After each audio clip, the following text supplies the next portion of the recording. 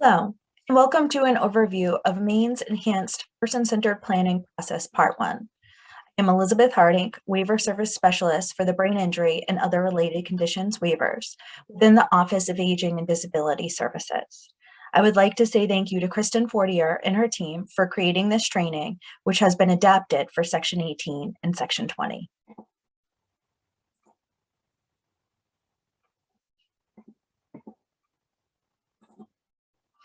Today's webinar is the third in a series of person-centered planning trainings in advance of the rollout of an updated person-centered plan in EIS on June 1st.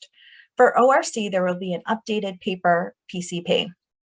We recommend that if you have not yet had the opportunity to view the first two trainings, you do so before viewing today's webinar.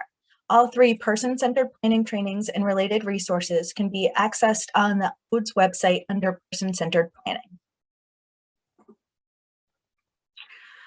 Our learning objectives today are to understand how using person-centered thinking during assessments helps inform planning and the importance of ongoing assessment, support a person to create a plan that identifies who is important in their lives, develops a vision for their good life, balances what is important to and important for across life domains, considers integrated supports to help achieve their identified goals, identifies the types of waiver services, number of hours, frequency, duration, and type of support needed, recognize how key Hcbs global rule requirements relate to the PCP process and plan. Why are we talking about enhancements to the person-centered planning process? As we shared in the recent introduction to Charting the Life Course training, the concepts we will be talking about today are not something new. A recommitment to PCP principles that were developed with the closure of Pineland and the development of community-based services. By engaging with self-advocates, families, care coordinators, case managers, providers, Hcbs, and Charting the Life Course consultants, Maine has recommitted to strengthening a PCP process that focuses on people having the lives that they want. There was also a Department of Justice settlement agreement. In that agreement, services are determined through assessment of functional need and personal preference, not provider preference. The PCP process must identify the amount, frequency, and type waiver service necessary and the most integrated setting appropriate, choosing services and where they happen based on needs and preferences of the person.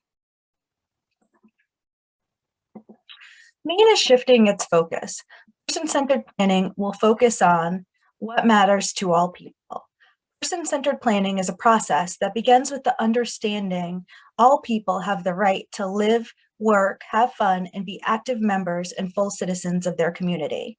To that end, people have the right to figure out and pursue their good life.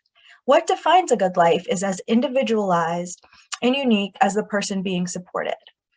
Person-centered planning is a continuous process of listening and learning and is designed to explore various aspects of life that all people experience. What to do during the day? Work, learn something new, volunteer, pursue hobbies and interests, or do a mix of these options. Who to have a relationship with and how to be involved in their community. Where to live and with whom, and how to stay safe and healthy. Focusing on life outcomes, not service outcomes.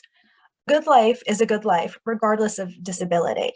A person with a disability shouldn't have different life outcomes. To support people in planning, it is important to keep life outcomes in mind, not just focus on service outcomes.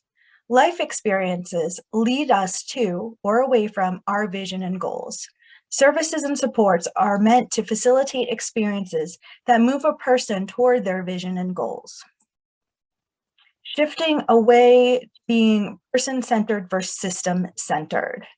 One of the greatest barriers to a person realizing their goals is restricting what can happen based on limits of services and supports, particularly waiver services.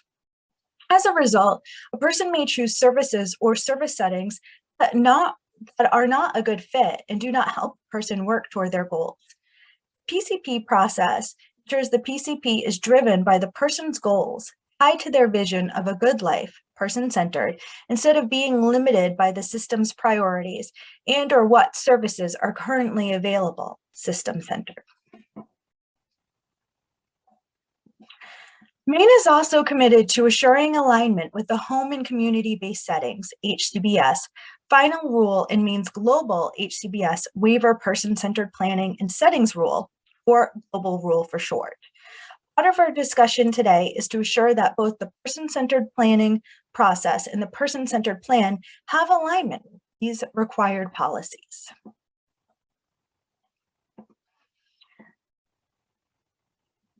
So we are going to be working on a five-phase approach to person-centered planning.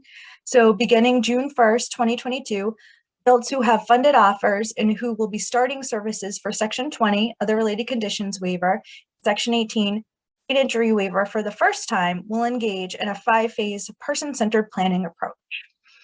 Individuals who are currently receiving Section 18 and Section 20 waiver services and have an existing PCP and EIS for brain injury or paper plan for ORC will start planning using this approach in Phase 2.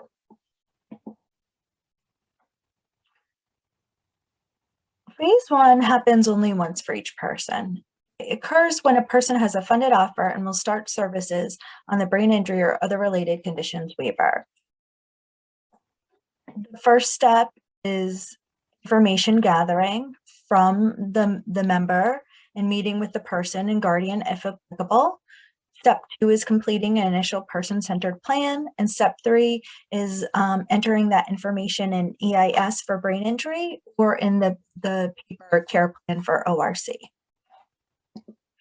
In addition, the Hcbs final rule and Maine Care Benefits Manual global rule requires that the clinical and support needs identified in a person-centered plan be identified through an assessment of functional needs.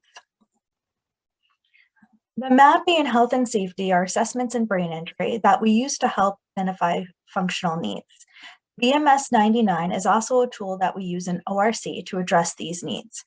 So it is important to remember that these needs are identified and addressed in the person-centered plan.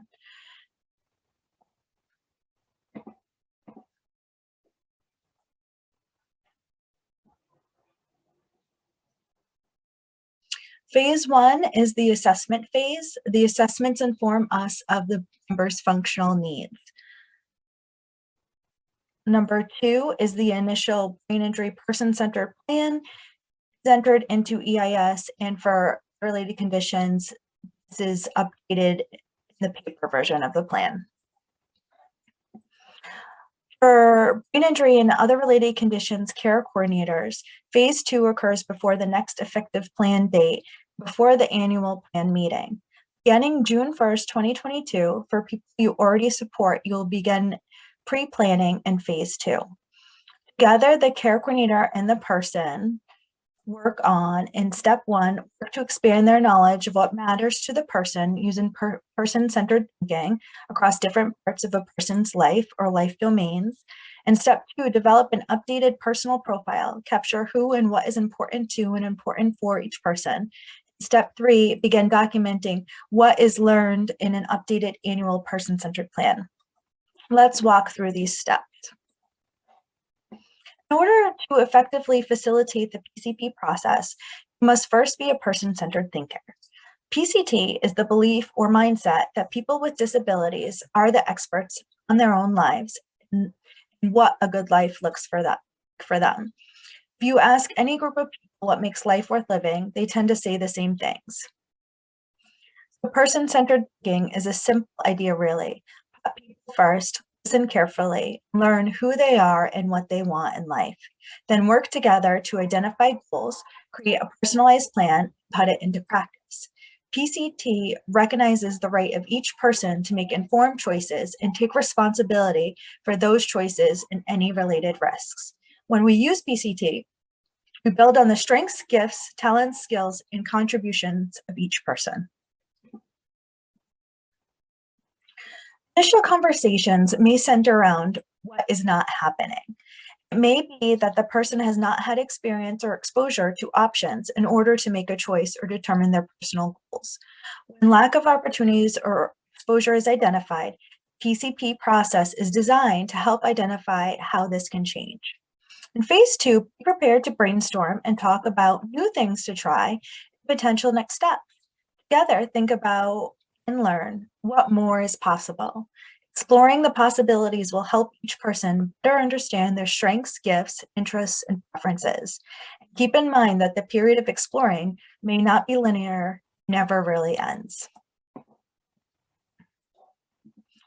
Phase 2 involves the care coordinator expanding their knowledge of the person using person-centered thinking. Together, the care coordinator and the person will consider who the person is, including their strengths, capacities, aspirations, and potential.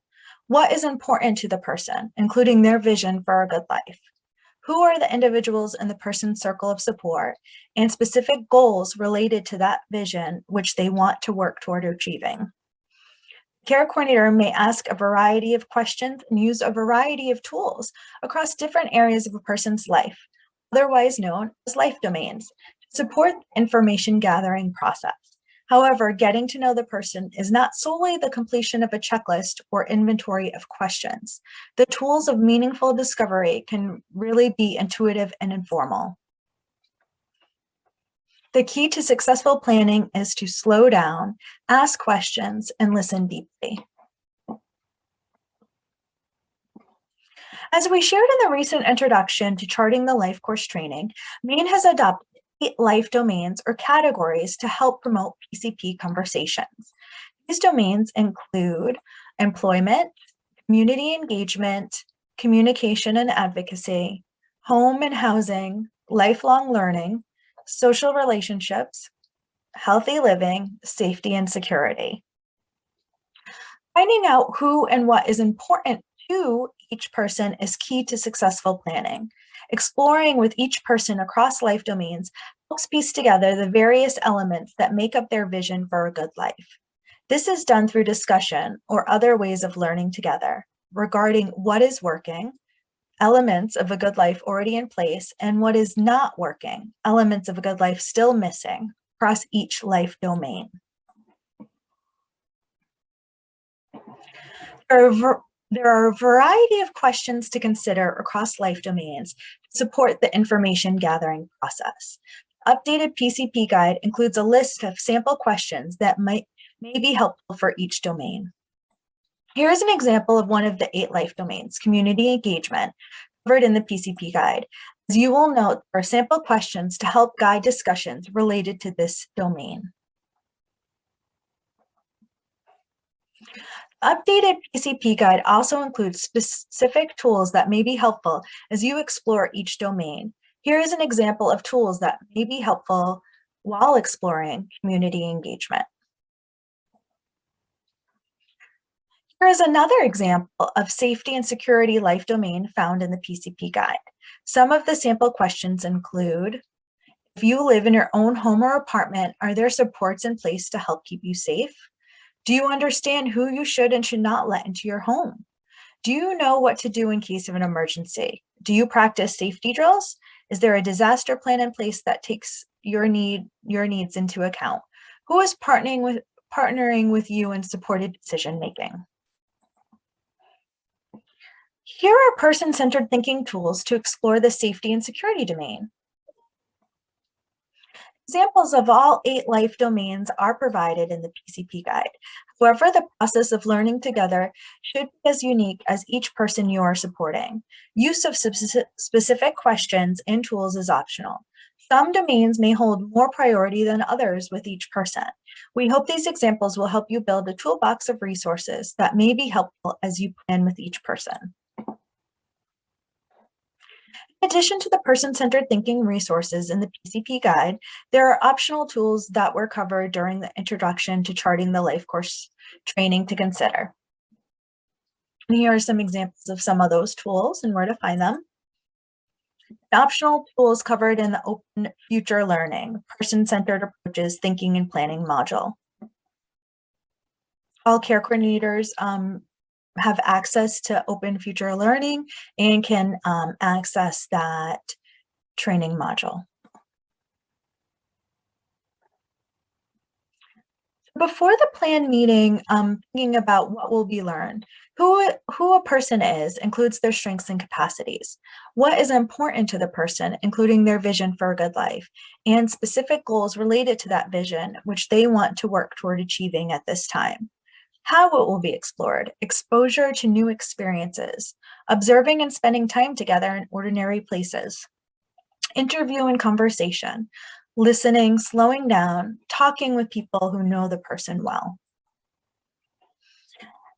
As you begin pre-planning for the person's annual PCP, ask, who are the people who know the person well? Important piece of planning is exploring relationships in the person's life, learning how they would like to involve others in their planning process. Families often know more about a person than anyone else. Support and appreciate the role they can play. Explore any community connections, faith-based associations, areas of interest, and talents to help to identify other potential supports. Direct support professionals are often valuable sources of information about the person, and a person may identify them to be in their circle. However, a DSP may have a difficult time envisioning the person outside of the service setting or settings in which they know them. This can result in their perspective being limited to what they have observed in their service setting. So keep in mind, it's important that some conversations with the person occur without a direct service provider present to explore ideas for each person's good life without the constraint of fitting into a specific service model. Engaging fully and respectfully with supporters throughout planning can help to build trust, respect, and high expectations. As people grow in age, keeping key relationships strong will mean ongoing exploration and prompt response to changes in what the person wants, needs to live their good life. So what is a circle of support really? A circle is just about people having relationships. It's not another thing. A supporter is anyone chosen by the person who contributed to the planning process at any time during the process, not only those who attended the plan meeting. Supporters are identified on the personal plan face sheet. Next, support the person, develop a personal profile. Profile translates information gathered through conversation, observation, and use of person-centered thinking tools into a positive summary of the person. Really thinking about what people like and admire about the person, important relationships, best ways to communicate with the person, technology currently being used, best ways to provide support, or not to provide support. We'll also explore what is important to and important for each person across each life domain. Being able to separate what is important to from what is important for the person is one of the most important person-centered thinking tools. So what do we mean by this? Important to are the things, people, places, routines, interests, etc. that matters most to the person, make them happy, comfortable, or feel a sense of satisfaction or fulfillment. Important for are things that a person need to be healthy and safe, while considering dignity of risk and each person's right to self-determination.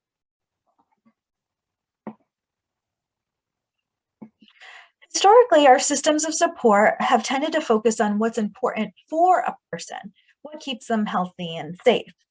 As you are exploring life domains, remember a vision for a good life is not a vision exclusively focused on health and safety. For all people, having good health and feeling safe is important, but it never defines all that we want for ourselves.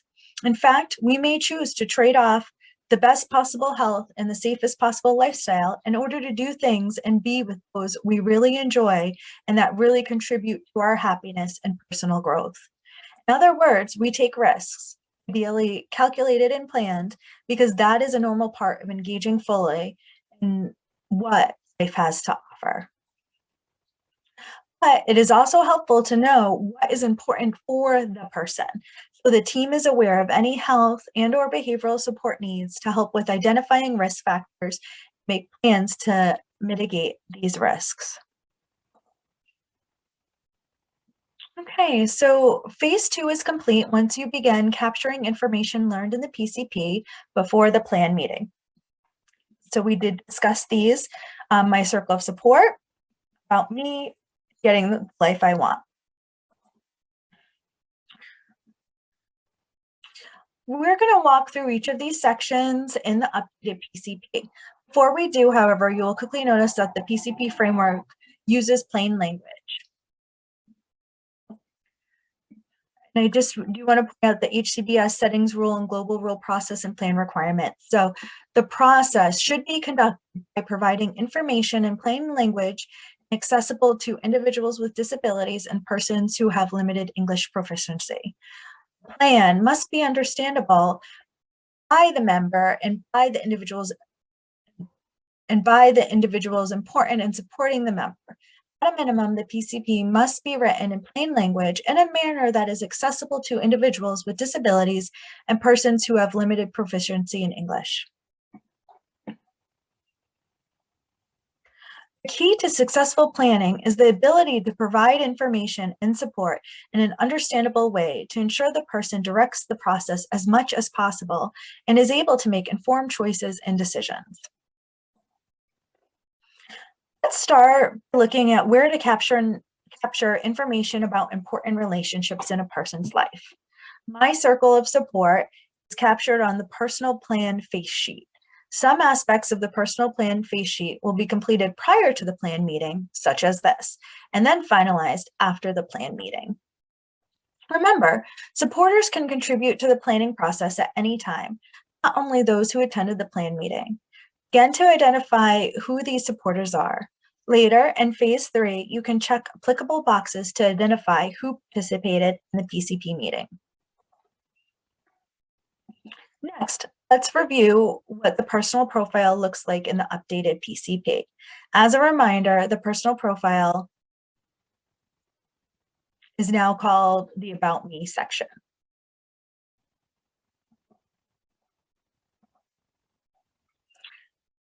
Okay, and then here you'll see that there's information about how not to support me. This is the life I have now. This is what I like about my life. This is what I want to be different about my life. The last place to record information before the plan meeting is in the Getting the Life I Want. This is the section that identifies what is important to and important for the person across all 8 life domains. Remember, some life domains may hold more of a priority with a person than others. The PCP process is designed to help explore those aspects of a person's life that matter most to them, and what matters most may change over time and with increased exposure and opportunities. Getting the Life I Want finishes with the person identifying my vision for a good life. Reflect back on the recent introduction to Charting the Life course training. Help the person to identify in their own words the vision for what they want. What defines a good life is as individualized and unique as the person being supported. Phase 2 ends by documenting each step in its respective section of the updated annual PCP. Review what you've captured with the person and guardian, if applicable. Incorporate any of their feedback, help the person begin drafting a plan meeting agenda, and proceed to phase 3. Okay, so you can see like we've completed sections, we have our assessments, we have that PCP face sheet, all that important information about me, getting the life I want, important 2, important 4. Phase 3 is occurs prior to the effective plan date. It involves the care coordinator providing support for the person to develop an individualized, goal-oriented PCP. Okay, this includes our step 1, preparing for the plan meeting, step 2, hosting the plan meeting, and step 3, drafting and finalizing the PCP. Well, the PCP process is intended to be flexible and unique to each person you support. There are some common requirements that must be met for everyone. PCP process is intended to be flexible and unique to each person you support. However, there are some common requirements that must be met for everyone as you prepare for the plan meeting. These requirements include that the process led by the person representative wherever possible, includes people chosen by the person, provides support needed for the person to direct the process as much as possible and make informed decisions, be timely and occur at times and locations convenient to the person, reflect cultural considerations.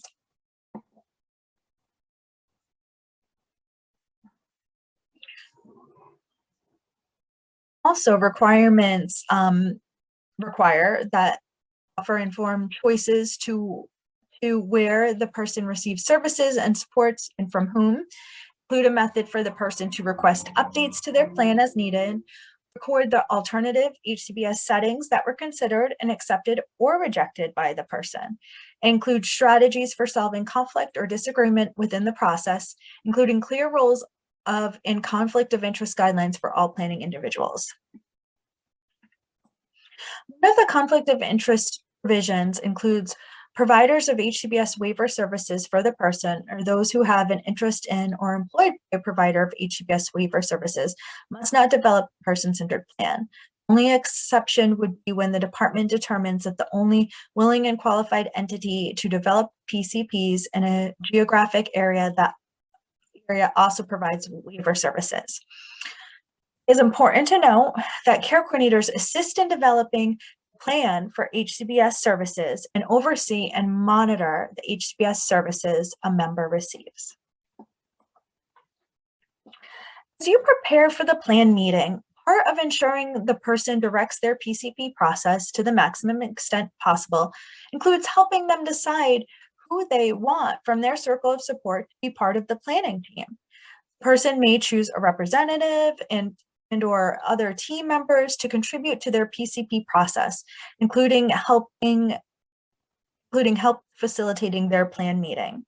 If a person chooses a representative, that person should participate as needed, defined by that person, unless state law confers decision-making authority to a legal representative, such as a guardian. If a person has decision-making authority, the person's goals and desires must still be prioritized, with the guardian expected to act based on how the person would act if fully competent to do so. So PCP facilitation may take three forms. So assisting the person to facilitate their meeting, assisting in actual support to facilitate the plan meeting if that's the person's preference, or acting as a facilitator for the plan meeting if the person prefers this. Sometimes, as a care coordinator, you will be assisting the person who wishes to facilitate their own meeting. Other times, the care coordinator will be selected by the person to fulfill the role of facilitator at the plan meeting. And still other times, a natural support will be chosen, will volunteer to take this role. You should be prepared to support others to facilitate the plan meeting and to perform the role of facilitator directly, always assuring a productive meeting centered around the person and their preferences. Also key to ensuring the person directs their PCP process to the maximum extent possible includes understanding the person's communication style. People express ideas, feelings, and desires through words, gestures, body language to convey messages and to respond to others. Communication requires a willingness to use all means available to understand and be understood. Methods to facilitate communication, including interpreters, should be known ahead of time and available at the plan meeting.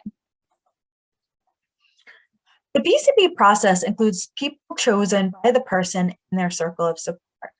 A strong planning team builds and sustains relationships among each other.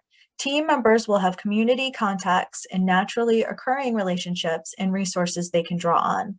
Team members cooperate in solving problems and helping the person attain their best life, achieve their self-selected life goals, and realize their full potential and dreams.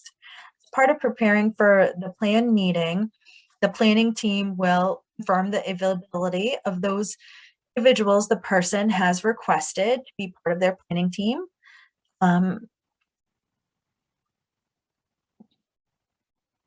Planning team helps individuals develop their PCP.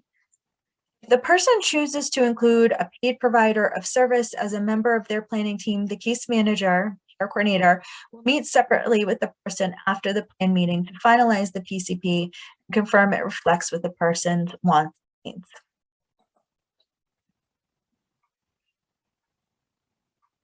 Other actions to help prepare for the plan meeting include confirming the date, time, location of the plan meeting as determined by the person, prepare the person for what to expect and how to maximize their plan meeting to communicate their vision, identify any sensitive issues that need to be addressed prior to and outside of a plan meeting and outlines potential strategies for resolution, outline the person's agenda to help guide the discussion and clarify the roles of the planning team members, and share the personal profile about me, getting the life I want, including my vision for a good life, the person's agenda with the planning team, as well as any supporting materials requests from the person about their expectations and desires for their plan meeting. Now let's walk through how to capture some of these key pieces in the person-centered plan. As we mentioned earlier, some aspects of the personal plan face sheet will be completed prior to the plan meeting, such as the blue areas in the slide, and then finalized after the plan meeting. As you help the person prepare for their plan meeting, document the personal plan face sheet, date, time, and location. The person ask for help with their plan meeting. No? If yes, partial support and guidance, maximum support and guidance. If yes, identify what types of support help. This is a multi-select option, which helps pinpoint specific types of support that will help the person direct their planning process as much as possible. As you move to step 2 and host the plan meeting, it's important to reflect on Hcbs requirements of a person-centered plan. A person-centered plan includes individually identified goals and desired outcomes, identifies the strengths, preferences, and needs, clinical and support of the person, reflects the services and supports, paid and unpaid, that will assist the person to achieve their identified goals, and the providers of those services, including natural supports. Includes identification of risk factors and plans and backup plans to minimize them. The PCP must identify the individual responsible for monitoring the plan, be finalized and agreed to with the informed consent of the member in writing and signed by all individuals and providers responsible for its implementation, be distributed to the member and other people involved in the person-centered service plan, prevent the provision of unnecessary or inappropriate services and supports, document any Hcbs requirements, modifications, may include services the person wishes to self-direct where available. As the planning team convenes to develop PCP at the plan meeting, the person's vision guides discussion as they support the person to identify their goals. The planning team focuses on the person's vision for a good life and what is important to and important for the person, identifies the person's goals across life domains. Goals are not required for each life domain. The team should support the person to prioritize goals in some domains over others. The planning team also explores relevant strengths, barriers, and needs. So strengths including personal strengths, resource strengths, any barriers including personal barriers, resource barriers, then any needs as identified through the assessment. The planning team also explores services and supports, paid and unpaid, that are needed to achieve the person's goals. Services and supports are meant to support life experience that help the person achieve or move away from their goals and vision for a good life. When waiver services are identified, the care coordinator in person will draw on what is learned together through assessment and during the planning process to identify the frequency, daily or weekly, amount, type of service, and level of support needed. We'll also discuss where the person would like to receive these services, including non-disability specific settings, and choose a waiver service provider. If the person has not yet selected a provider, you can support the person by initiating a vendor call. Now let's look at how to capture some of these elements in the person-centered plan. The updated PCP has 5 goal pages, each the same format. The person you support may have as many or as few goals as they wish. Number of goals The number of goal pages used will be decided by the person with support from their planning team. If the person has more than 5 goals, you can capture additional goals on the last page of the PCP, the additional plan details narrative. Goal description is where you will identify the person's goal. On what is important to the person when developing each goal. Use plain language in the person's words. This helps the person and their supporters know what they will be working toward. Next, select the relevant life domains that correlate to the goal. You can multi-select here if more than one life domain applies. Remember, the 8 life domains include health and wellness, home and housing, safety and security, community engagement, employment, social relationships, lifelong learning, communication, and advocacy. Identify target date for achieving the goal. Target dates may vary depending on the steps involved and cannot extend beyond a year. If this is the first time identifying the goal, select the goal status new. And identify relevant strengths and barriers the person has related to the goal identified. When developing goals, it's important not to lose sight of the purpose of planning, exploring, and setting plans in place to pursue a good life. A person's goals are central to transferring the knowledge learned about the person using PCT into the person-centered plan. While supporting each person to identify goals, reflect back to the beginning of our discussion and the common themes of what makes life worth living for all people. John O'Brien grouped these themes into the 5 valued experiences that help make a good life.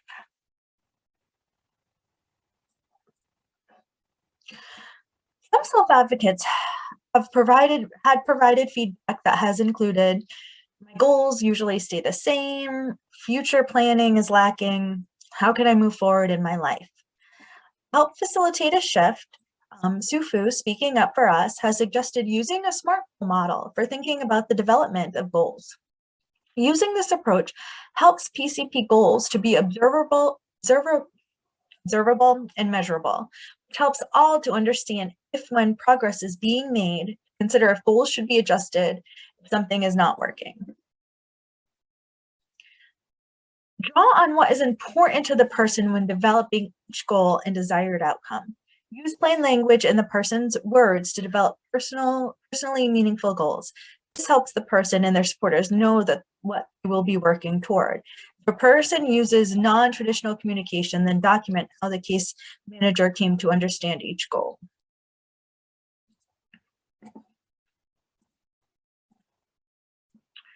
So this is just an example that we have here.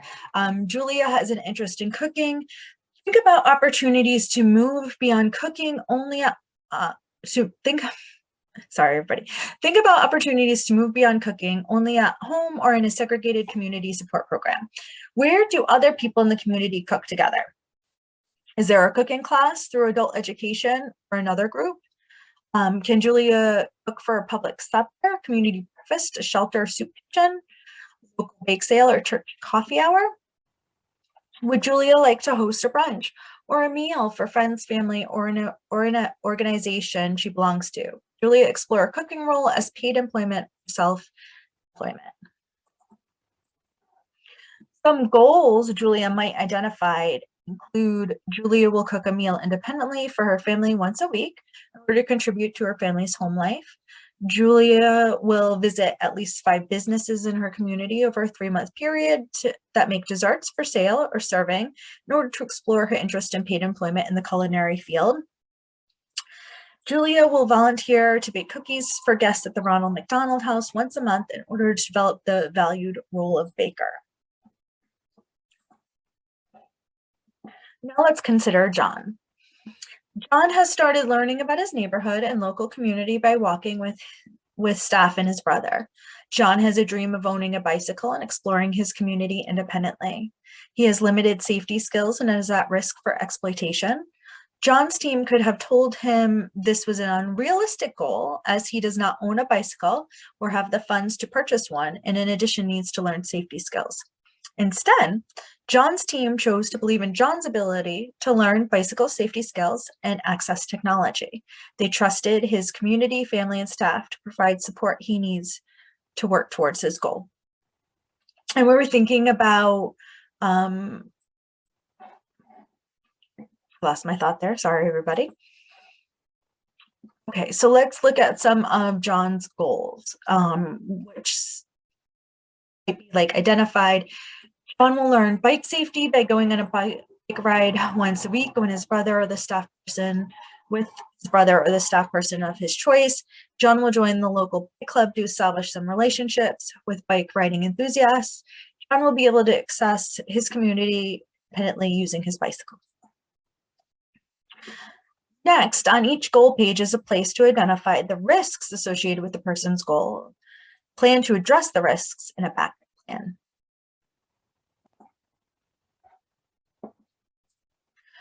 As we saw, the Hcbs settings rule and global rule requires PCPs to include planning for choices and risks.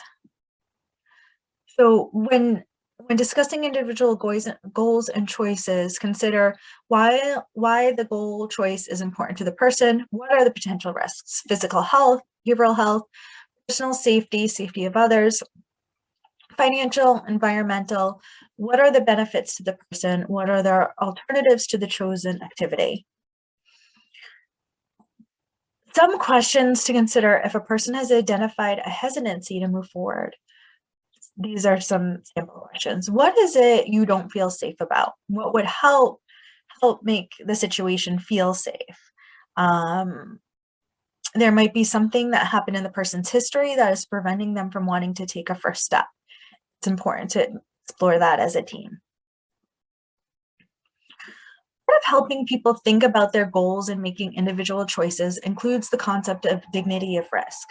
Dignity of risk is the right to take risks when engaging in life experiences, the right to fail in those activities.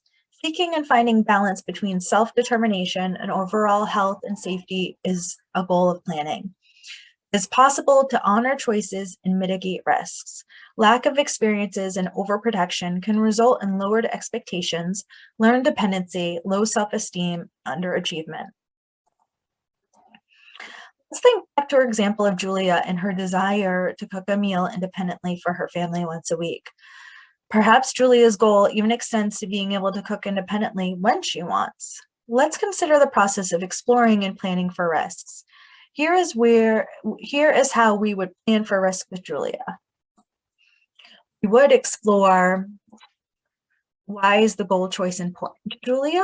What are the potential risks? What are the potential benefits? What are some alternatives to this choice?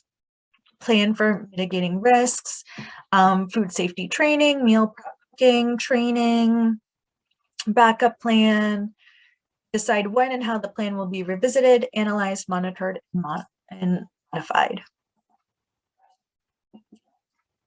Now let's consider John. John has a goal of traveling independently on his bike in and around his community one day a week. Here's how we would plan for risk with John. We would explore, why is the goal choice important to him? What are the risks? What are the benefits? What are some alternatives? How can we plan for mitigating those risks? What would our backup plan look like? The planning team considers family, natural supports, and technology as tools when mitigating risk and identifying backup plans. Also, it's also important to encourage the team to have a willingness for trial, testing, and temporary responses that will be revisited. As a person's life changes over time, risks are likely to be different for each new PCP year, with a need to revise or update plans for mitigating the risks. Next, the team considers any services supports outside of the waiver services that will help the person achieve their goal, including community natural support, perhaps any non-waiver services such as voc rehab, benefits counseling, state plan services, etc. Also exploring waiver services. The team breaks down the key steps or milestones that will help the person progress toward their goal. What might be the first step?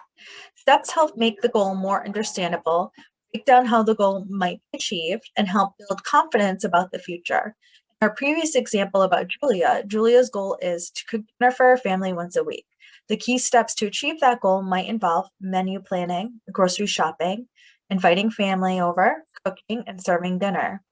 As you identify a step, include the person or service responsible to assist with that step, and the start date and target end date for when that step will be completed. Target date should not extend beyond 1 year. After the 5 goal pages in the PCP, there is My Care Coordination Services page. There is a place to check which goals, 1 through 5, that you as the care coordinator will be assisting in the person to achieve. Next in the PCP are waiver services dimensions. Waiver services do differ from Section 18 and Section 20. All services offered within those 2 waivers will be listed out in the PCP, in their respective PCPs. Okay, taking a look at that. Okay, the BMS 99 for Section 20 is the member's functional assessment. The level of need identified in the BMS 99 relates to the support needed identified for any waiver services in the person-centered plan. So what we're saying is really looking at, this is for ORC only, members BMS 99, and seeing how what is identified as needing some additional support, how services can support those needs.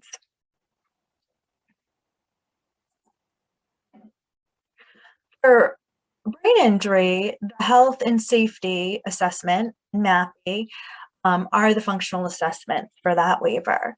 They're also used to inform the support needed for our members for the waiver services they're receiving.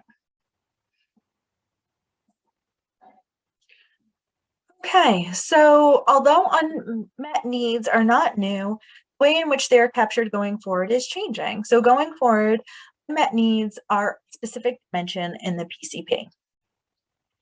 Unmet need has a gap in resources to address identified specific needs or desires of the person. An unmet need is determined by an unmet need is determined by minimally by the person, guardian, or correspondent, if applicable, and care coordinator. Unmet need relates to a goal in the PCP, is a resource service needed to achieve a goal, and resource service is not currently available. There may be no unmet needs identified by the team. In this case, you could check the My Plan has no unmet needs checkbox. The team does identify unmet needs, you will select a status of the unmet need, identify the unmet need category you can see here, and there'll be drop downs for brain injury and the EIS PCP, there'll be drop downs. And for ORC, it is going to be, although it's a paper-based care plan, it will be fillable. It's going to be a fillable form plan. So you'll be able to see those drop downs there too. You'll be able to describe the unmet need, identify the goals unmet need relates to, and identify the date the need was determined unmet. So here we're going to return to our example of John, who has a goal of riding his bike around his community independently a day a week. But John currently needs a bicycle to achieve his goal. Okay, so unmet needs category is community inclusion without staff support. Description, John has always wanted a bicycle. He and his team have agreed that he will learn to access his community independently on his bicycle. They've developed a plan so he can learn to do so safely. He doesn't own a bicycle and will need to purchase a new or used one. Related goals. John wants to ride his bicycle out into and around his community independently 1 day a week. The date determined unmet. So you put that in there. During plan, John and his team will explore ways in which John can save money to purchase a bike. John's case manager and/or care coordinator will explore options for purchasing a used bicycle. His brother has a bicycle that John can use until he can purchase his own. His case manager, care coordinator, will explore the options for renting a bike. The final page in the PCP is a dimension called Additional Plan Details. This space may serve as overflow when there is insufficient space to document in other areas of the PCP. An example of this might be if a person has more than 5 goals. The additional goals could be captured here. Finally, this page has a space for the care coordinator to document a dissenting opinion. That is when a provider and/or guardian or member proposes services, amounts, etc. If the care coordinator doesn't agree with that plan. I'm going to be quite honest with everybody. We don't see this a lot for Section 18, the brain injury waiver, Section 20, but this will be a place that this can be documented and included. Finalizing the PCP. The PCP is finalized based on what is learned throughout Phase 2 during the planning team discussion at the plan meeting. At the conclusion of the plan meeting, the care coordinator drafts the PCP by capturing the discussion and decisions made by the planning team for review and feedback. If the person chooses to include a paid provider of service on their planning team, the case manager, care coordinator, will meet separately with the person to confirm the PCP reflects what is the person wants and needs, and finalize the PCP by securing all required signatures. In addition to completing each applicable dimension in the PCP, you will return to the personal plan face sheet and complete this additional information.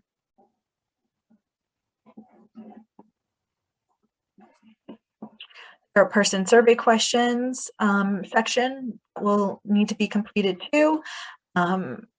With the person. So these are, I understand my plan and what it means to me. I like the goals and they reflect what is important to me.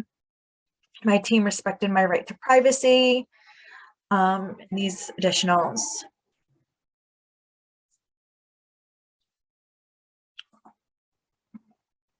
Okay. Phase 4 involves the work conducted after finalizing the PCP and includes the development of service implementation plans.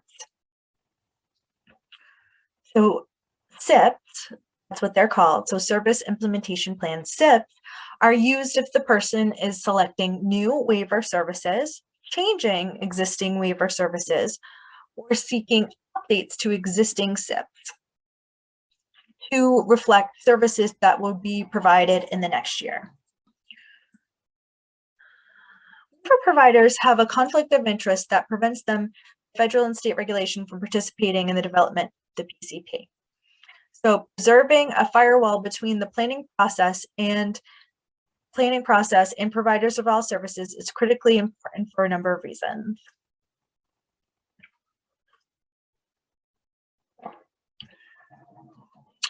First, it assures that a person's vision for their life, their goals, and their choices about how they want to reach their goals are not influenced consciously or unconsciously or limited by what a provider is offering and what they may not be offering. Rather, the PCP can reflect what the individual wants for their future and what they need to attain their goals. Second, this enhanced approach promotes exposing the individual to different types of settings and providers so as to make a truly informed choice. Third, for individuals who have already been receiving services, it allows them an opportunity to speak openly and honestly about their satisfaction level with respect to current previous providers of services or service settings, and discuss whether changes in providers or settings need to occur. So phase 4 is after that annual planning meeting occurs. You're going to put out your vendor call. There's development of the service implementation plans. More training will be coming on this. Really, the providers will be submitting service implementation plans. Step 3 is coordinator to host a SIP meeting, discuss remaining issues, finalize sign the SIPs.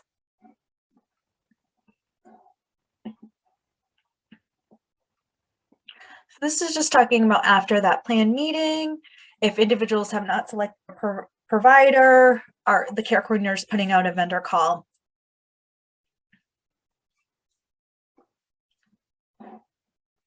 the person is chosen to continue with an existing provider, then case manager or care coordinator will support the person to contact the provider to confirm they wish to continue or proceed to step 2. Okay, so the care coordinator will share the PCP or components of the PCP with selected providers, host a call or dialogue as needed between providers and the person, including planning team members as necessary, to discuss setting services desired. Selected providers will draft proposed service implementation plan SIP.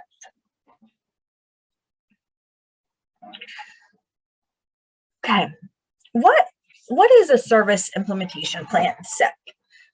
To ensure clear expectations and adherence to person-centered plan by providers, the department has finalized a new form that is attached to the PCP called the Service Implementation Plan.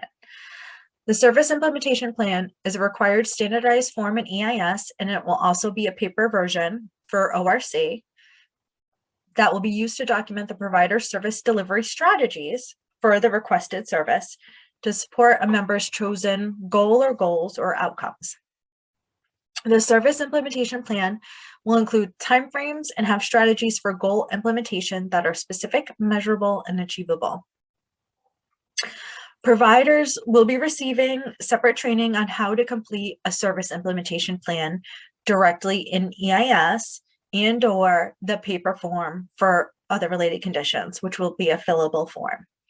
Chosen providers will be granted access to view the person's PCP and EIS and complete the SIP. That is only for Section 18 brain injury waiver. So providers, this is something new. So providers will be able to have access in EIS. They will be able to view a member's PCP, and they will be able to, in EIS, fill out their own SIP on how they can support the member in the member's goals, if the member is identifying services and supports that the provider is providing. Okay, so goals are identified by the person with the help from the care coordinator and other natural family supports, allies. The person's going to choose their services and settings for those services. Providers will receive referrals to serve the person when they can offer the service in the setting chosen. The person and their planning team propose the amount, frequency, type, level of support needed for each service identified based on the goal and related to needs of the service and identified support.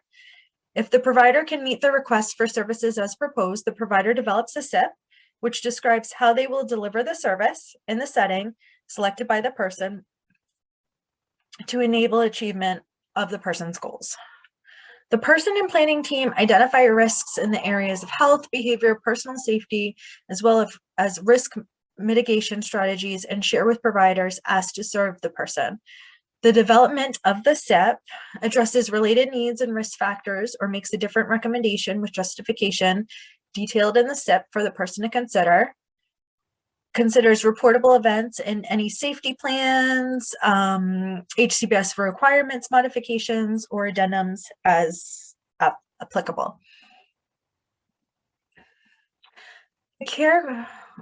So after the waiver provider develops a service implementation plan, the care coordinator will assist the person to review and accept or reject the proposed SIP.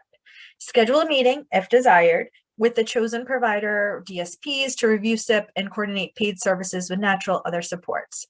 So if a meeting is scheduled, if that's desired, during the objectives during the meeting would be discuss coordination between providers, natural supports to assure continuity, seamless service provision, consider any newly identified unmet needs, and develop interim plans, review and refine the SIPs as needed.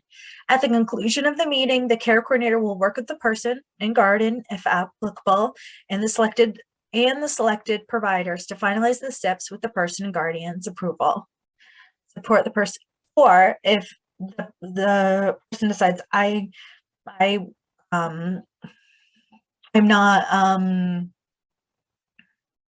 approving that SIP, I'd like to look at another SIP from perhaps another provider, then the care coordinator supports the person to choose another provider if desired. Okay, so then in the plan, new plans, there is a SIP survey, and the service implementation plan survey documents in the PCP that the person chose their providers in their plan. The person is in agreement with the SIPs attached to their plan. So this is a new piece, but this is in there.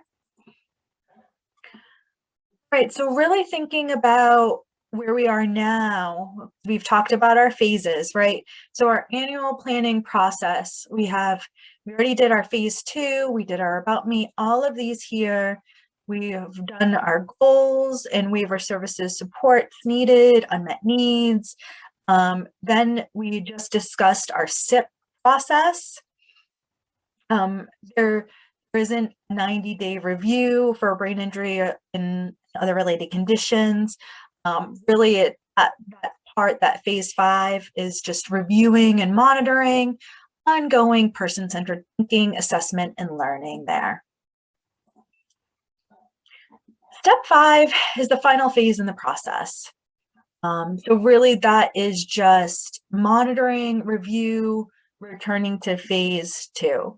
Really the care coordinators completing their monthly check-ins face-to-face with the person, ongoing learning and exploring using person-centered thinking. Then the annual assessments are coming up. The BMS 99, the MAPI, the health and safety. There's annual plan meetings that are occurring.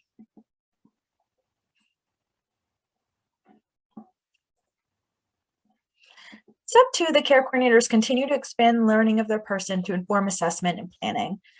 The person-centered thinking resources are available in the updated PCP guide, which will be made available to brain injury and other related conditions care coordinators. This guide is going, we do have this guide already, and it is going to be adapted to really outline the process for brain injury and other related conditions, as we have done with this training.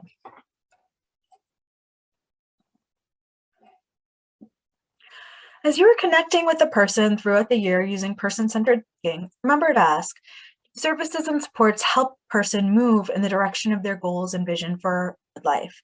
Life trajectory tool is a space to explore things going well in the person's life and things that may be getting in the way.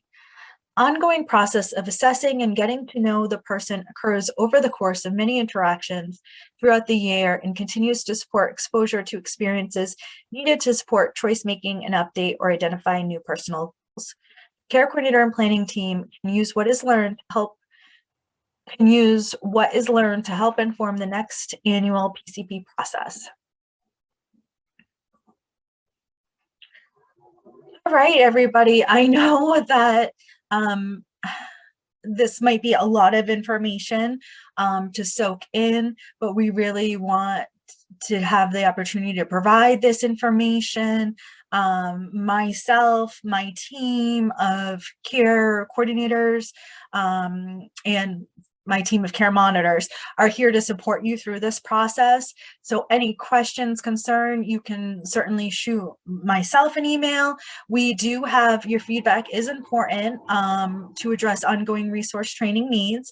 So I would say, if you have questions, concerns, worries, you can email me directly. I think everybody does have my email, or you can email the person-centered planning dhhs@maine.gov. If you just put in your subject line section 18, section 20, it will get filtered to me. Okay. All right, so I want to thank everybody for joining me today.